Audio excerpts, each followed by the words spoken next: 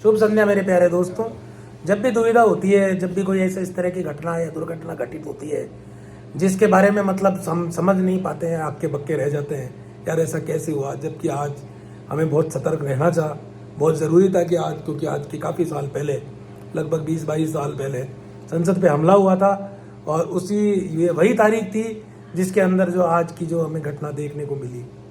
तो किस प्रकार से कुछ तत्वों ने आके जो है संसद की गरिमा को भंग किया और इस तरह की मतलब हरकतें वहाँ पे की जो कि मतलब एक आम आदमी की समझ से परे है। तो इसका क्या कारण रहे और क्यों ऐसा किया जा रहा है बार बार, क्यों लोकतंत्र की गरिमा को तार तार किए जाने की कोशिशें की जा रही हैं और किस तरीके से हमलावर स्थिति में लोग बाग आ जाते हैं, जबकि उन्हें पता है कि भाई इनके कभी भी जो है सारे जो इनके जो इनकी इच्छाएं हैं या जो ये चाहते हैं वो कभी पूर्ण हो नहीं सकती। तो ये ऐसा हमारा महान देश है। फिर भी देखिए कुछ होता है तो हमें इसकी तह तक हम लोग तो नहीं जा पाएंगे, जांच एजेंसियां हैं, लेकिन अब कुछ चीज़ समझने की हो तो जो इसके बारे में जो कुछ ध्यान रखते हैं, नज़र रखते हैं ऐसी चीज़ों पे, डॉक्टर प्रदीप शर्मा। तो आज आप वापस हम आपको उनके पास में लेके आए हैं, तो मिलते हैं इनसे और इनकी राय। कैसे हैं डॉक्टर साहब? बिल्कुल बढ़िया एकदम। आपने जो पिछली बार जो इंटरव्यू एक हमें news doctor Pritam Singh NDPS पे दिया था, तो वह लोगों ने काफ़ी सराहा उसको।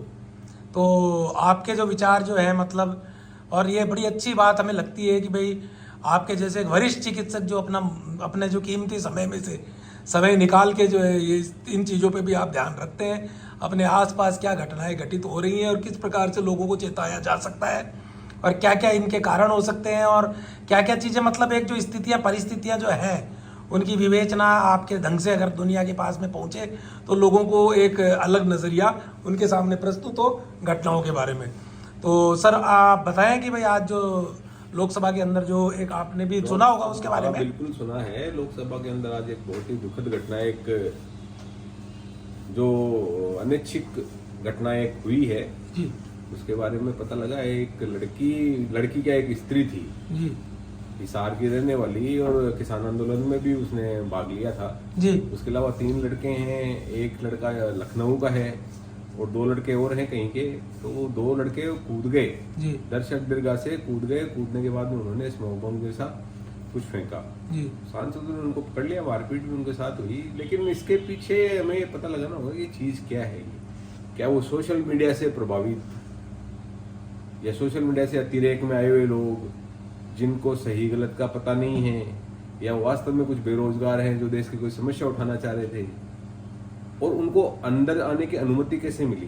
जी, वो एक सांसद का कोई रिकमेंडेशन जो पास होते हैं, जी, विजिटर पास होता है, उसके जरिए उन्होंने उसको उपलब्ध किया अपने आप के लिए और संसद में घुस गए और इस तरह की उन्होंने हरकत की। तो इसकी तो गहनता से जांच होनी चाहिए कि ये चीज है क्या, कि ये अराजक तत्व हैं, अराजकता फैलाना चाहते हैं या अपनी बात कहना चाहते हैं या मानसिक बीमारी से पीड़ित हैं। जी। इसके बारे में जो भी तथ्य हैं वो जनता के सामने भी आने चाहिए।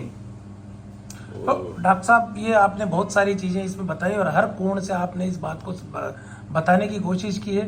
तो आपको ऐसा क्या मतलब इस तरह की जो घटनाएं होती हैं और आज 13 तारीख जब संसद पे हमला हुआ था, तो क्या हमें कुछ विशेष इसमें और सुरक्षा के बारे में कुछ कदम उठाने चाहिए? सुरक्षा के बारे में पूर्ण कदम उठाने चाहिए और हमें जो गलती पहले हम हो चुकी हैं उस गलती को तो हमें दोहराता नहीं रहना चाहिए जी। उन लड़कों के, चलो वो तो यहीं के लड़के हैं, ऐसा कोई उन्होंने काम भी नहीं किया, किसी को माल हानि जन हानि भी नहीं हुई, लेकिन ये हो सकती है।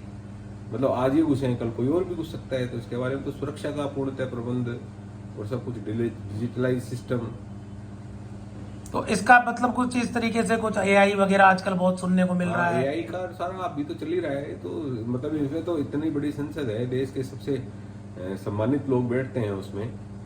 तो सर जैसे आपने यह भी देखा होगा कि जो जोश हमारे जो सांसदों का है और उन्होंने किस तरीके से उनको पकड़ा, तो क्या आपको ऐसा लगता है कि भाई ये लोग ये अपने जो इनके जो अगर मान लीजिए ये वास्तव में अराजक तत्व हैं तो ये क्या सफल हो पाएंगे आने वाले समय में? नहीं हो पाएंगे। हमारे सांसद जो इतने वीर विक्रमादित्य हैं जी, जिन्होंने आज मतलब उनकी मारपीट भी उनके साथ की है, उनके अच्छे से उनकी जो सर्विस की है उनकी। सर्विस की है, तो उसके बाद में तो वो तो बेनीवाल जी ने कहा है कि वो आगे से नहीं कूदेंगे। तो उन्होंने आपको कहा है इस चीज से गर्व का एहसास होता है कि भाई हम लोग इनके संरक्षण पे बैठे हैं। बिल्कुल बिल्कुल। बट देखिए जो शुरुआत में जो जहाँ पे जो इसमें जो लूप था सिक्योरिटी का प्रारंभिक लूप, तो उसके बारे में सघन जांच होनी चाहिए।